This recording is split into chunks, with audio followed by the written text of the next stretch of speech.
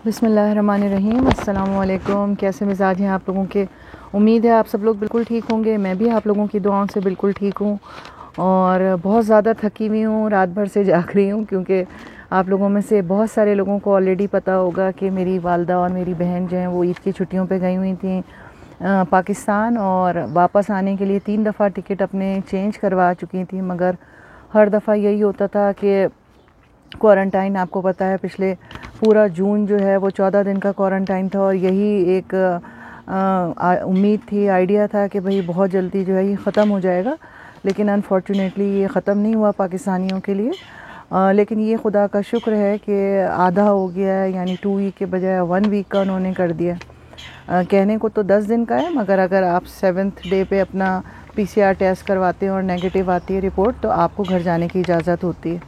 तो यही सब देखते हुए और उसके अलावा जो डेल्टा वायरस है वो इतनी तेज़ी से फैल रहा है, तो उस सबको देखते हुए मुनासिब यही समझा मैंने कि उन लोगों से यही कहा कि आप लोग वापस आ जाइए। ऐसा ना हो कि खुदा ना करे 4th 5th वेव के हिसाब से कोई चीज़ फिर वो लोग छेड़ दें और दोबारा फिर कुछ अरसे के लिए फ़्लाइट्स बंद हो जाएं या कोई और मसला हो जाए और आप फिर वहाँ फंसी रह जाएं। क्योंकि जब आपके पास TRC होता है तो आपको कोशिश ये करनी चाहिए कि 60 डेज़ बिफ़ोर जो है रिन्यू करवा लिया जाए अपना TRC। अदरवाइज़ उसमें अगर कोई प्रॉब्लम आ गई, उन्होंने कोई डॉक्यूमेंट्स मांग लिए लास्ट मिनट पे, तो ऐसा ना हो कि वो टाइम आपका ख़त्म हो जाए और वीज़ा एक्सपायर हो जाए। तो बहुत सारी चीज़ें थी, तो बेचारों ने हिम्मत की बहुत और कहा कि अच्छा चलो चलते हैं, लेकिन दिल बहुत डरा हुआ था। आप लोगों को पता है कोई भी वाज़े बात नहीं कर रहा था, उड़ी उड़ाई बातें थीं। जो एजेंट्स हजरात हैं और जिनका रोज़गार टूरिस्ट से जुड़ा हुआ है वो वाज़े बात नहीं बता रहे थे। हर एक को यही कह रहे थे आ जाएं, कोई मसला नहीं है, कोई मसला नहीं है। फिर अचानक 28 जून को उन्होंने नई रिस्ट्रिक्शंस अनाउंस की कि भाई अब आप लोगों को जो है क्वारंटाइन का ख़र्चा ख़ुद पे करना पड़ेगा, बेयर करना पड़ेगा। तो वो तो एक बहुत ही तशवीशनाक बात थी। आम होटल्स होते तो शायद आदमी सोचता भी। उन्होंने जो पैकेज अनाउंस किए थे और वो गवर्नमेंट की तरफ से जो उन्होंने एक प्राइस लिस्ट जो है वो सर्कुलेट कर रही थी, जैसा मैंने अपनी पिछली वीडियो में आप लोगों को डिटेल दिए, तो वो बहुत लंबी रकम थी, बड़ी रकम थी। और अगर कोई एक से ज़्यादा आ रहा है, 2 लोग 3-4 लोग आ रहे हैं, तो वो पे करना बहुत ही मुश्किल है। तो बहुत सारे डर और शक और शुबहात थे, लेकिन ये कि हिम्मत की मेरी वालदा ने भी, बहन ने भी, और वो लोगों ने कहा चलें ठीक है लेते हैं ये स्टेप। और मेरा भी ये नियत थी कि जैसा भी होगा टाइम टू टाइम और ऑन टाइम जो भी मालूमात मुझे मिलेगी वो मैं कोशिश करूँगी साथ के साथ आप लोगों को देती रहूँ, ताकि उससे आप जो हैं, जो आने वाले हैं या इरादा कर रहे हैं, वो अवेयर हो सके। तो आपने देखा होगा हर थोड़ी देर बाद एक जो भी अगर मुझे तस्वीरी शक्ल में वहाँ से वो अपनी सेंड कर रही हैं या फिर मुझे वीडियो भेज रही हैं, तो मैं फ़ौरन अपलोड कर रही हूँ अपने YouTube चैनल पर और उस पे, ताकि ये कि आप लोगों को पता चले कि भाई बिल्कुल ताज़ा तरीन 1 जुलाई के बाद क्या सूरत हाल है।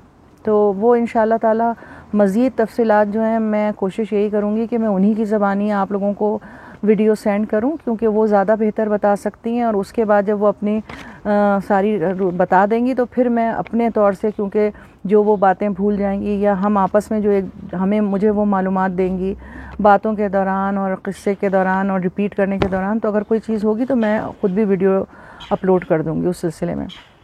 तो आप लोगों से गुजारिश यही है कि आप लोग जो है वो उसको देखें, वीडियोस को जो है, और उसको शेयर करें ज़्यादा से ज़्यादा, ताकि ये जो मालूमात बिल्कुल मोस्ट रीसेंट है ये सर्कुलेट करे और ऐसा ना हो कि इधर उधर की उड़ी उड़ाई बातें पर आप कान धरें और परेशान हो जाएं। अच्छा, तो अब ये वीडियो बनाने का मकसद, क्योंकि वहाँ पर, अच्छा एक बात मैं और क्लियर कर दूँ, बहुत ज़्यादा सवाल आ रहे हैं कि ये बताइए कि 10 दिन का वीज़ा है तो क्या करेंगे, और ये सामान का क्या परेशानी हुई उसके बारे में बताइए, एयरपोर्ट पे कैसा हुआ। तो ये सारी मालूमात जो है मैं उन्हीं की ज़बानी आपको बताऊंगी।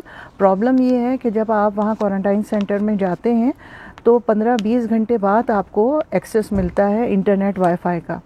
तो अभी उनके पास नेट नहीं है, बहुत मुश्किल से उनकी सिम जो थी टर्किश सिम, हालांकि उन्होंने उसमें पैकेज किसी को, अपनी फ्रेंड को फ़ोन करके कहा था, तो उन्होंने उसमें पैकेज जो है वो लोड करवा लिया था, लेकिन फिर भी उनकी सिम ने काम नहीं किया, कुछ सेटिंग में प्रॉब्लम थी या कोई इलाके की वजह से था, तो उसकी वजह से भी वो काफ़ी उनको देर होनी पड़ी। और आपको पता है कि वहाँ जो पैकेज है वो काफ़ी महंगा होता है, तो यही हुआ। फिर थक भी बेइंतहा गई थी जो भी उनके लोगों के ऊपर बीती। तो उन्होंने कहा कि कल हम जब इंशाल्लाह ताला सुबह सो के उठेंगे तो फिर इंशाल्लाह ताला मैं आपको कंप्लीट जो है वो वीडियो जो है सेंड करूँगी और तफसील बताऊँगी उसमें। और मैंने भी उनसे यही कहा कि कोशिश ये करें कि आप ऐसे लोगों को ढूंढें जिनके पास TRC ना हो, बल्कि वो विज़िट वीज़े पर आए हैं। TRC वाले तो उनके पास तो कोई दिनों का मसला नहीं होता, 5 दिन 6 दिन का वीज़ा तो नहीं है ना, लेकिन जिन लोगों के पास 10 दिन या 12 दिन 15 दिन का है, तो उनके साथ क्या हुआ, कोशिश करें उनसे डायरेक्ट बात करके मोस्ट रीसेंट इन्फॉर्मेशन दें। तो इंशाल्लाह ताला बहुत जल्द आपको इसकी मैं इन्फॉर्मेशन दूँगी। अच्छा, इस वक्त वीडियो बनाने का मकसद जो मेरा है वो ये है, 2 अहम बातें। एक जो खबर गर्दिश कर रही है और किसी एक ने 3-4 दिन पहले ट्रैवल एजेंट है, उन्होंने एक वीडियो सर्कुलेट की थी कि आप लोग अगर क्वारंटाइन टाइम से बचना चाहते हैं और पे करने से बचना चाहते हैं तो ये तरीक़ा है कि आप किसी दूसरे शहर में, छोटे शहर में इस्तांबुल के अलावा वहाँ उतरिए, वहाँ का टिकट लीजिए। तो वो मैं क्लियर करना चाह रही थी आप लोगों से कि देखिए, क्योंकि अब ऐसा ना हो कि आप फिर उसके बाद 1 और 2 मूवीज़ और भी वीडियोस किसी ने बनाई अपनी इसी टॉपिक पे कि आप ये कर लीजिए, अंतालिया उतर जाइए, अनकरा चले जाइए और वो। तो मैंने कहा ये इसलिए ज़रूरी थी कि आप लोग ऐसा ना हो कि जल्दबाजी में टिकट बुक करवा लें और अपने पैसे का ज़िया करें। क्योंकि देखिए तरीक़ाकार क्या होता है, मेन हब जो है वो इस्तांबुल है। जैसे कराची से कोई फ़्लाइट अनकरा या अंतालिया नहीं जा रही है, वो आपको क्या करेंगे, आपको टिकट लेना, वो बेशक टर्किश एयरलाइन का आपको टिकट देंगे, बना देंगे वहाँ से, लेकिन आपको दो ट्रांसफ़र होंगे। यानी एक दफ़ा आप इस्तांबुल उतरेंगे, इमिग्रेशन होगी, फिर वहाँ से डोमेस्टिक टर्किश एयरलाइन की फ़्लाइट पे बैठकर आप दूसरे शहर जा सकते। तो तरीक़ाकार ये होता है कि जो फ़र्स्ट टाइम जब आप लैंड करता है आपका जहाज़ जिस मेन सिटी में, उसी सिटी में आपका इमिग्रेशन हो जाता है। इमिग्रेशन ऑफिसर जो आपसे इंटरव्यू लेता है, स्टैम्प लगा देता है, ठीक है ना। फ़र्ज़ कीजिए आप आ रहे हैं किसी भी मुल्क से और हैदराबाद में, लाड़काना में, सक्खर में, गुजरावाला में, मुल्तान में रहते हैं, लेकिन वहाँ एयरपोर्ट नहीं है। तो क्या होगा, अगर आपको उन्होंने कराची में उतरे और फिर कराची से आपने PIA की दूसरी फ़्लाइट्स ले ली या बाई रोड आप दूसरे शहर में जा रहे हैं, तो आपका इमिग्रेशन जो है वो कराची में हो जाएगा। या अगर मेन फ़्लाइट आपकी लाहौर या इस्लामाबाद में उतरी है तो वहीं आपका इमिग्रेशन हो जाएगा। तो ये बात मैं इसलिए बिल्कुल वसूख से कह रही हूँ कि ये पूरी दुनिया में यही कायदा है। और उसके अलावा जो मेरी सिस्टर के साथ भी 2 बच्चियां जो आजकल ये भी हो गया है कि क्योंकि जगह की कमी की वजह से, और वो ये नहीं चाहते हैं कि पाकिस्तानी जो हैं उनको इतना ख़र्चा बेयर करना पड़े, तो बेचारे कोशिश करते हैं कि ज़्यादा से ज़्यादा फ्री क्वारंटाइन करवा सकें। तो जो लड़कियां 2 आई हुई हैं, बच्चियां स्टूडेंट हैं, वो उनके साथ शेयरिंग पे रह रही हैं। उनको भी आगे कहीं जाना है, लेकिन उनका इमिग्रेशन और क्वारंटाइन जो है वो इस्तांबुल में ही हुआ है। वो अपना टाइम इस्तांबुल में गुजारेंगी, उसके बाद जब ये कंप्लीट हो जाएगा तो फिर वो आगे किसी दूसरे शहर में जाएंगी। तो इसका कोई फ़ायदा नहीं है। और मैंने अभी इंटरनेट से सर्च भी किया है। जैसे फ़र्ज़ कीजिए अनकरा है, तो अगर अनकरा को हम देखते हैं तो अनकरा का जो अगर आप बाई कार जाते हैं तो 4 घंटे 32 मिनट का रास्ता है, ठीक है ना। और इसका टिकट अगर आप लेते हैं टर्किश एयरलाइन का तो 163 लीरा से लेके 350 लीरा तक होता है, डिपेंड करता है जल्दी का चाहिए, थोड़े दिन बाद का चाहिए, ठीक है ना। और इसका जो सफ़र है वो तकरीबन 45 से 50 मिनट का है जहाज़ का। इसी तरह अगर आप अंतालिया जाते हैं तो 8 घंटे 27 मिनट का रास्ता है इसका, अगर आप बाई कार जाते हैं। और अगर जहाज़ से जाते हैं तो 1 घंटे की फ़्लाइट होगी, 203 लीरा से लेके 450 लीरा तक इसका टिकट आपको पड़ सकता है। तो देखिए ये मैं एक तरफ का टिकट बता रही हूँ। तो अगर आप इसी को डबल कर लीजिए, जैसे फ़र्ज़ कीजिए आप अगर अनकरा जहाज़ से जा रहे हैं तो तकरीबन आपको इसको 350-400 लीरा एक्स्ट्रा पड़ेगा ख़र्चा।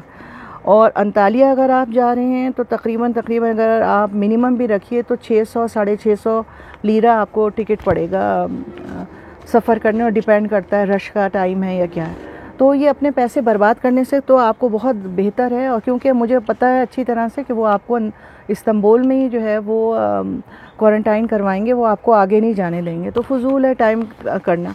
अच्छा, दूसरी बात, अहम तरीन बात जिसके लिए मैंने ये वीडियो इस वक्त बनाने का सोचा कि सबसे ज़्यादा जो परेशानी लोगों को हो रही है कि वो ये सोच रहे हैं कि जी हम पॉकेट से कैसे देंगे, इतना लंबा ख़र्चा है और जेब में 4,500-5 हज़ार लीरा एक आदमी के लिए वन बेड सिंगल बेड पे जा रहा है।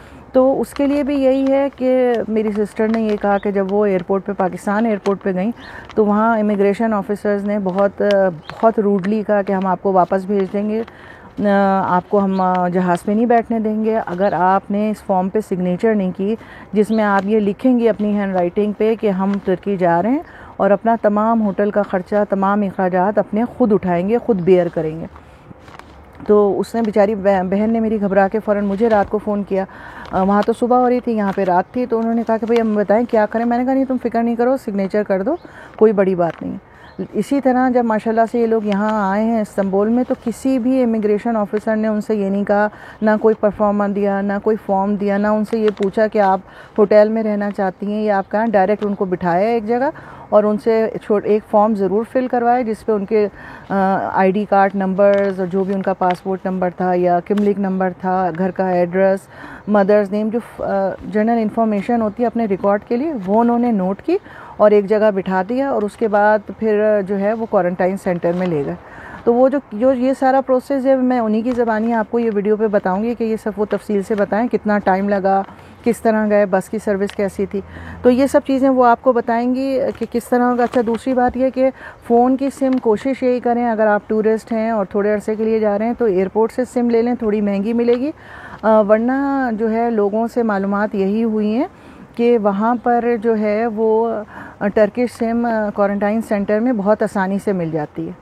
वो फ्लोर पे जाकर अनाउंस करते हैं जिसको चाहिए वो सिम ले ले और वहीं पे वो आपकी सिम रजिस्टर कर लेते हैं। पासपोर्ट दिखाना होता है आपको, अपना पासपोर्ट आप उनको बताएंगे, वीज़ा वो चेक करेंगे, इन्फॉर्मेशन लिखेंगे और आपको रजिस्टर्ड सिम जो है वो दे देंगे, जो भी उसकी कीमत होगी। 3 तरह के वहाँ पे मशहूर जो हैं वो इंटरनेट सर्विसेज हैं, तो वो उस हिसाब से होगा, ठीक है ना। अच्छा, उसके बाद जो मेन काम जो था वो ये था कि इंटरनेट जो है वो वहाँ पर फ़ौरन डायरेक्ट जाते के साथ ही आपको नहीं मिलता, वहाँ टाइम लगती है। वाईफाई फ्री है, वहाँ मिल जाता है आपको। इसी तरीके से आप वहाँ से खाना भी मंगवा सकते हैं, इसकी भी डिटेल्स वो आपको बताएंगी मेरी सिस्टर जो हैं। लेकिन जो एक सबसे अहम बात और मैं करना चाहूँगी लास्ट में, तो वो ये है कि आप लोग जो हैं वो अपना ज़रूरी सामान ज़रूर लेकर आएँ। पहले जो है वो पिछले जून के महीने में जिन जिन लोगों ने क्वारंटाइन किया था उन्होंने ज़रूरी तमाम सामान दिया था। जाते के साथ ही आपको toothbrush, toothpaste, mask, hand sanitiser, cream, जो जितनी आपकी बेसिक नेसेसरी होती है वो आपको दी थी। लेकिन अब जो भी जा रहे हैं ना उसको कोई चीज़ नहीं दे रहे हैं। तो आप अपना टूथब्रश, टूथपेस्ट, कंघा, सैनिटाइज़र, मास्क, ये सब अपने साथ लेके जाइए। और बाकी इसके अलावा आपको किन किन चीज़ों की ज़रूरत हो सकती है, जैसा कि मैंने बार बार हर वीडियो में कहती हूँ कि अपने साथ अचार की शीशी लेके जाइए, ज़रूरी है वो बहुत, और चाय का सामान, इलेक्ट्रिक केटल, ताकि आप जो है वो बहुत कम पैसों में आसानी से वक्त गुजार सकें। और अब इंशाल्लाह ताला जब सुबह होगी और ये लोग थोड़ा इनकी थकन उतरेगी तो ये मैं इनसे मालूमात करूँगी कि भाई आप पूछ के बताइए। और अगर मुमकिन हुआ तो वहाँ जो लोग ऑलरेडी रह रहे हैं उनसे भी मैं कहूँगी अगर वो हेजिटेट ना करें और प्राइवेसी इशू ना हो तो वो अपना इंटरव्यू दे दें, थोड़ा सा बताएं कि उन्होंने वहाँ वक्त कैसे गुजारा और क्या चल रहा है वहाँ पे, ठीक है। तो अपना बहुत ख्याल रखिएगा, इंशाल्लाह ताला दुआओं में याद रखिएगा।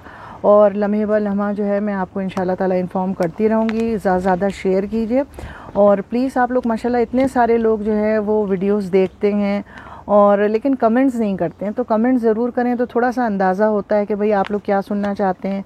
कहीं ऐसा तो नहीं कि आप लोग सुनना और देखना नहीं चाह रहे और मैं खामखा बोले जा रही हूँ। तो अपना बहुत ख्याल रखिएगा, दुआओं में याद रखिएगा इंशाल्लाह ताला, और फिर मुलाकात होगी। अल्लाह हाफ़िज़।